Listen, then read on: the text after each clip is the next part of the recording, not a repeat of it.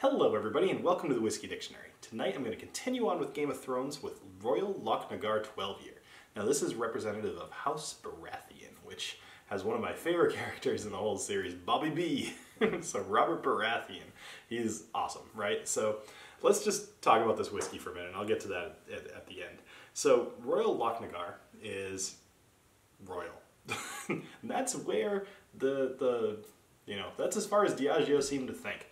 But one thing that's cool, back in 1848, in real world, in 1848, Queen Victoria and Prince Albert went and visited Royal Lochnagar and gave them a royal decree that said that, or a royal warrant, so that they could make whiskey. That's about where it ends, or at least I think that's what Diageo was thinking when they were like, hey, Robert Baratheon was king, and Royal Lochnagar has the word royal in it. Whatever, who cares? It's what's in the glass. So let's talk about what's in the glass.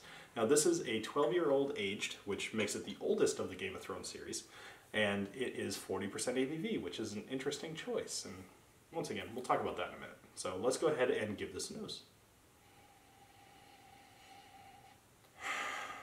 A little bit better nose. It's a little bit mellower than some of the previous ones. I wouldn't say it's a terribly interesting nose, but it definitely has a couple things to pick out. So let's go ahead. You get a little cocoa in there, a little bit of chocolate. You've got, oddly enough, kind of like a honeydew melon flavor or a smell in there.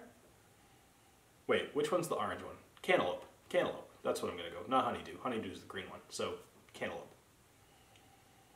And then there's kind of like a sweetness that you would get in, I'm trying to think, like a type of candy that, just like a hard candy, but almost like a fake orange hard candy. Yeah, I'm gonna go with that. So you got some orange, you got some melon, you got some chocolate. It's kind of a weird combination, right? But anyway, it's very light, which once again, kind of a strange choice. All right, let's go ahead and give this a taste. Cheers.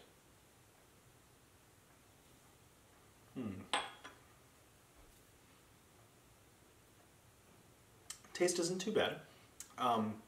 Once again, it's a little bit smooth, which is nice. I mean, 12 years, that'll do it. I'm gonna kind of alter the order here. The fruit, it's got a lot of fruit kind of going on right at the beginning. I'd say that chocolate is bringing up the rear though. It's almost faded away at some point. But once again, you're kind of getting a lot of similar tastes to what you'll get in the nose. So you're gonna get, a little bit of that orange candy, which I wish I could place it. There was a type of candy that I can picture. It was almost like an orange cream lifesaver. I'm pretty sure that's what it was.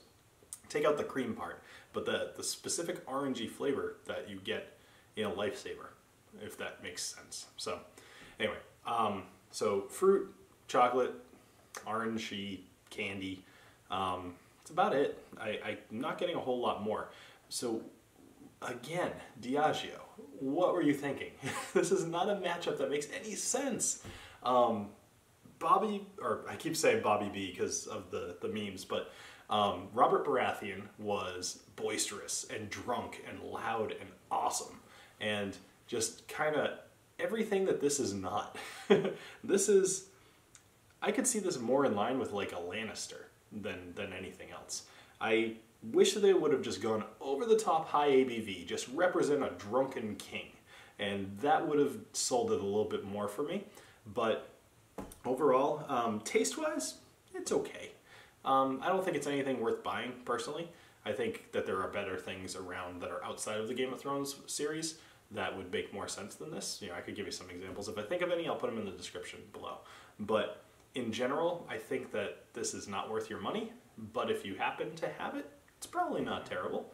I will finish this bottle. I won't give this one away, but it'll take a little while. So anyway, thank you very much for joining me here on the Whiskey Dictionary, and I'll see you tomorrow. Cheers.